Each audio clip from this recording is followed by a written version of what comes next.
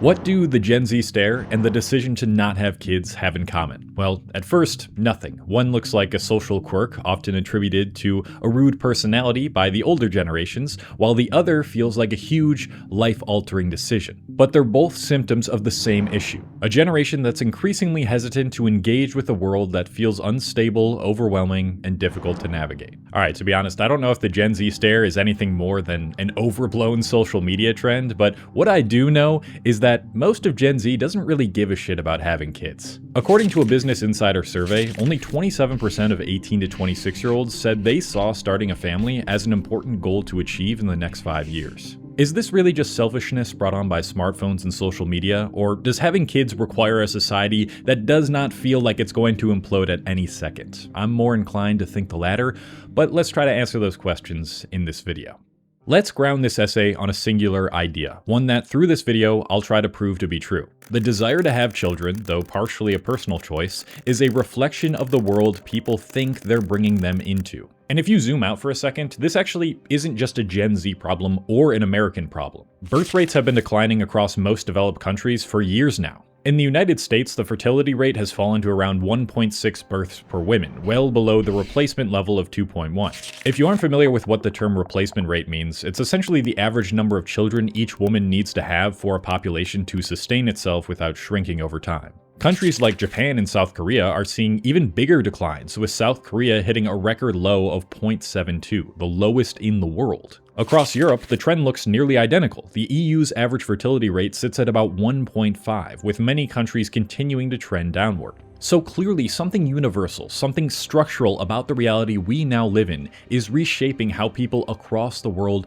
think about one of the most fundamental decisions you can make. And while most video essays I've seen on this topic come from American creators and focus primarily on US statistics, I think it's more interesting to look at a place where the fertility crisis is at its most extreme: South Korea. What is it about South Korean society that makes people not want to have kids? Because if we can understand a society experiencing the sharpest decline in the world, the reasons the rest of the world is heading in the same direction start to become much more vivid. Firstly, let's look at their economic situation. The median price of an apartment in Seoul has surpassed 1 billion won, or roughly $750,000 USD. To understand why housing prices have climbed so much, it helps to look at a framework economists use called the De Pasquale-Wheaton model. The De Pasquale-Wheaton model describes a feedback loop between demand, supply, and expectations using this complicated-looking four-quadrant model. If anyone with an economics degree wants to go into detail as to what each one of these quadrants means and all the lines and the numbers and stuff mean, you can feel free to do that in the comments, but essentially all you need to know is it's basic supply and demand. When demand rises faster than supply, prices go up, and when people expect prices to keep going up, they rush in to buy, which pushes demand even higher. In South Korea, several forces are pushing in the same direction. Low interest rates have made borrowing easier, demand has surged, particularly from smaller households, and supply hasn't kept up. Normally, rising prices would incentivize more construction, but in Korea, strict redevelopment regulations, especially in dense urban areas, have slowed that construction. Also, zoning constraints like the floor area ratio, which limits how much can be built on a given plot of land, are actually tighter in cities than in surrounding suburbs. That runs counter to what you'd expect in a country aiming for dense transit-oriented growth, but it helps explain why supply hasn't expanded enough yet to meet demand. And because of this, South Korean landlords are moving away from a unique part of their housing market, something called chonse. It's a lease system where tenants pay a massive upfront deposit, sometimes 60 to 80% of the property's value, and then live rent-free for a couple years. It worked during periods of higher interest rates because landlords could invest that lump sum and earn a return, but today with lower rates and weaker returns, chonse is falling out of favor. The government has promised more supply, like 170,000 new public housing units a year, with 70,000 coming from urban regeneration schemes, but they haven't been able to deliver on expectations. This creates a negative feedback loop where expensive housing makes it harder to form families, and a lack of families makes future housing policies harder to plan. Not being able to afford a home, to have kids, to allow them the space to mature properly is one of the biggest barriers that's stopping young people from having them, and a lot of these issues are mirrored in the US. The median home price in the US has climbed to around $420,000, more than double what it was just a decade ago. At the same time, mortgage rates, after sitting near historic lows during 2020 and 2021, increased past 7% in recent years, dramatically increasing the monthly cost of ownership even if prices stabilize. and supply hasn't kept up either. The US has been estimated to be short around 3 million homes, which might take an entire decade to solve. By that point, the oldest of Gen Z will be pushing 40, like me. And a large part of that comes down to zoning, just like in South Korea. In many major cities, single-family zoning still dominates, making it difficult to build denser, more affordable housing, even in areas where demand is the highest. At the same time, returns in the housing market are becoming less predictable. The rapid appreciation seen during the pandemic years has slowed, and in some regions reversed, which makes housing feel like an even bigger financial risk. If anything, the smartest financial play right now is actually renting a house. The cost of a home is roughly 40% higher than the cost of renting one in the US. And while that might seem positive on the surface, like, yeah, you don't have to take care of maintenance and all that stuff, I would argue that most people don't think about having kids in a large space where it would just be rented, where they don't actually even own the home. And there still is a problem of there not even being enough homes on top of that. But even if more housing was built, it doesn't necessarily mean that Gen Z could afford it. Moving back to Korea, the average starting salary for a young professional sits closer to 30 to 35 million won per year, around 22,000 to 26,000 USD. That's roughly 35 to 45% of their income going to housing, which is well above the 30% affordability threshold that's recommended. And that's not even considering how many hours Koreans work on average. According to the OECD, Korea ranks number 4 in hours worked per year, reaching close to 1,900 hours. But this is just what is documented. Their work culture is also extremely strict, which leads their working hours off the clock to rise to times larger than recorded. In Korea, leaving work on time can actually feel awkward. There's a word for it, 칼퇴. 칼퇴. 칼, knife, 퇴근, getting off work, means leaving work exactly on time. But here's the problem. In some workplaces, if you do 칼퇴, people might look at you like, why are you leaving already? It's not too much of a different story here in the US. We're behind South Korea in amount of hours worked by roughly 70 hours, but most Americans, or you know what, most workers for that matter, can attest to always being available to work outside of working hours. Whether it's a Microsoft Teams ping late at night from your manager or a project with an unrealistic deadline, you're likely going to be thinking about work or doing work very often outside of working hours. And when your entire life revolves around work, which I would argue is the case for most people right now with a job, what time do you have to think about having and raising kids? Now, I know what some of you might be thinking. You might be thinking, oh, Cole, well, people had to work day and night hundreds of years ago, and they still wanted to have children.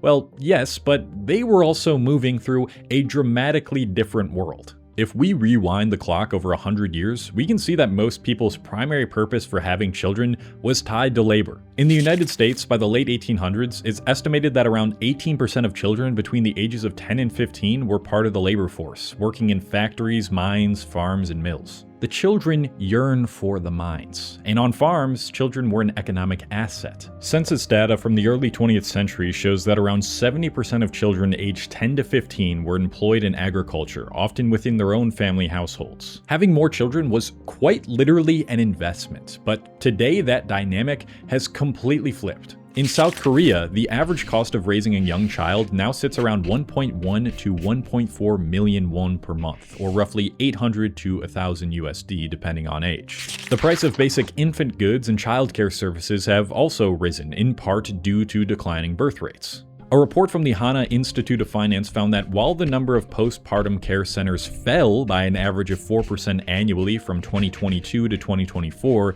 the average payment per transaction rose by 23.6% each year.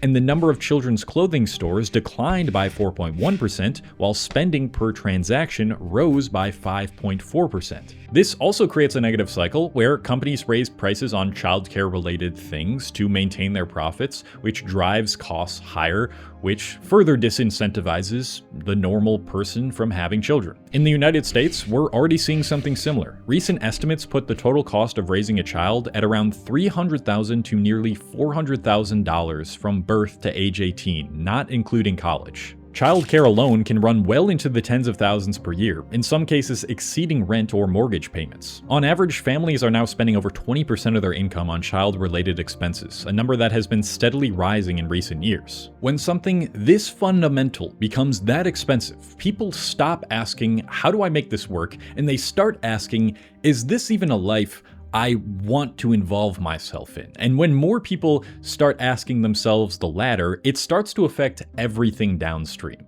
This is where we have to look past the economic sphere and into the cultural one. I've often talked about this ongoing dating crisis that's been happening here in America as a result of many different factors. Social media paints perfected portrayals of relationships that skew people's perception of what a healthy relationship should look like. Influencers give conflicting advice about how to attract a partner and what red and green flags to look out for, which sets unrealistically high expectations about how an imperfect human should behave in a relationship. And women have more financial autonomy, which can make them more selective, and at the same time, many men are struggling to adapt to these shifts. Most of this applies to other developed countries as well, but in Korea, women have taken their dissatisfaction with men a step further through something called the 4B movement. The 4B movement is a feminist response to the overwhelming cultural pressures and economic disparities in South Korea. According to the OECD, South Korea has the largest gender wage gap among developed countries, with women earning roughly 30% less than men on average. And beyond wages, women are still expected to take on the majority of childcare and domestic responsibilities, even when working full-time. When women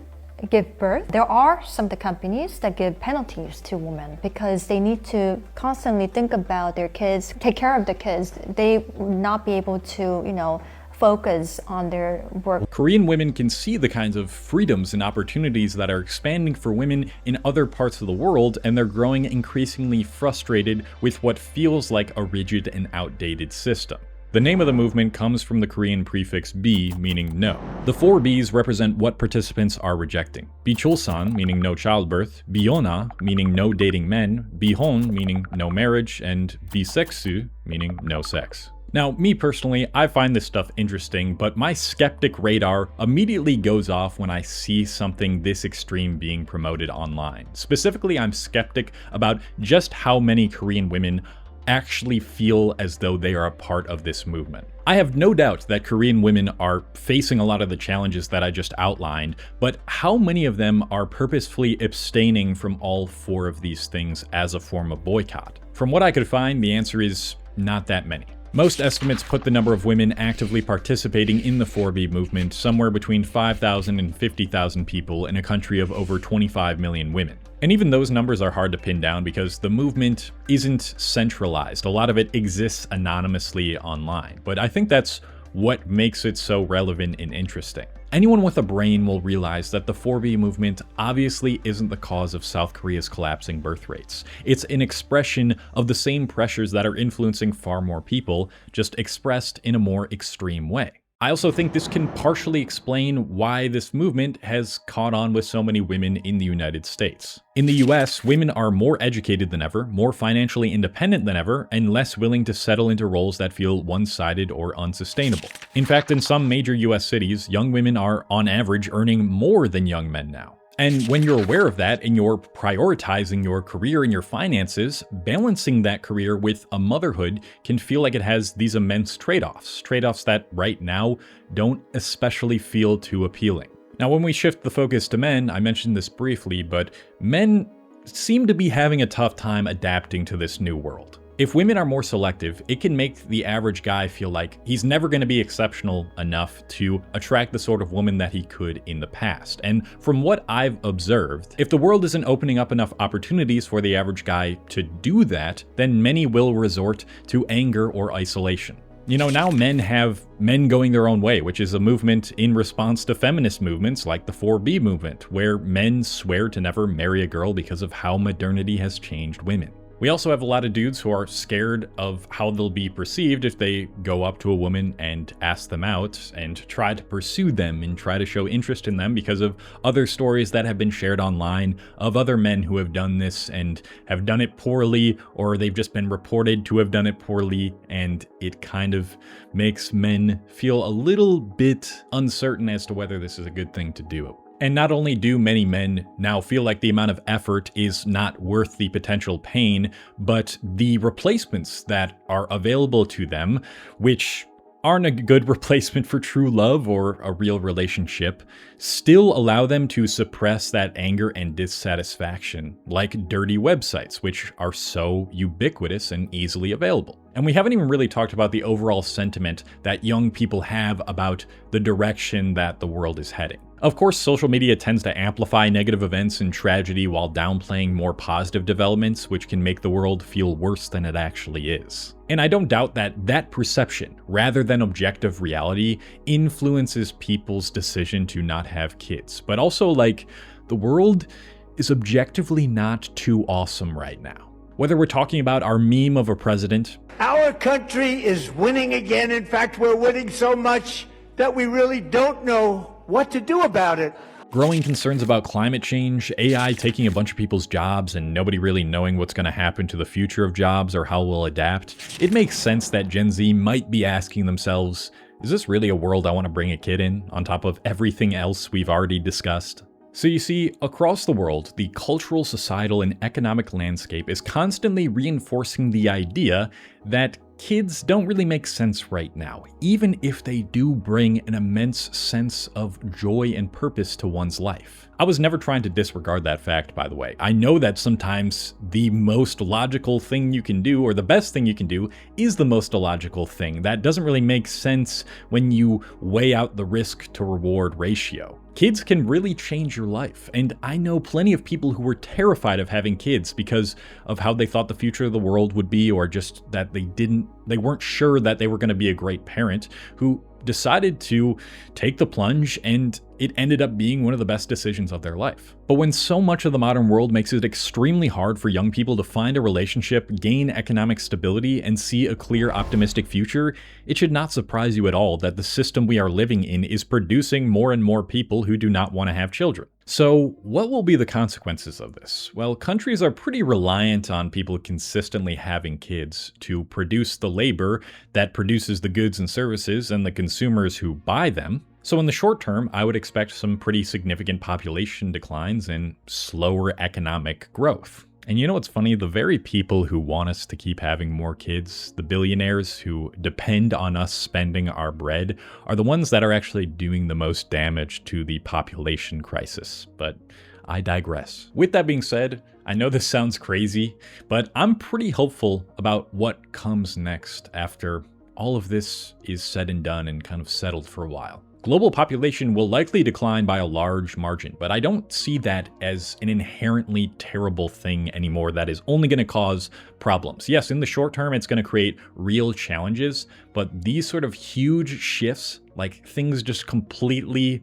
I don't want to say blowing up because that makes it seem like really bad, but things really going haywire to this extent are sometimes the only way that we actually get these systems to reset, and for people to actually want to do something to reset the systems and make them better than they are right now. And right now they're not very good. And ideally that leads to something that doesn't make life feel so expensive, isolating, and unstable to the point where people feel like they don't want to build a future at all. I really don't like leaving you with a bunch of negative information that you feel like you can't do anything with. A massive change is needed in our world. I think most of us know that by now. So I hope that you watch this video about why we feel like we can't start a revolution, because we have so much more power than we think over these policies and these changes that we want to see in the world, and what you can actually do to change the world, as fucking cliche as that sounds. So yeah, check out that video if you want to. And yeah, things will be good eventually. Right now, just endure and just love people, say hi to people, smile. I know that doesn't solve all the world's problems, but it's a start, it's something, and I hope you have an amazing day, regardless of what I just said here.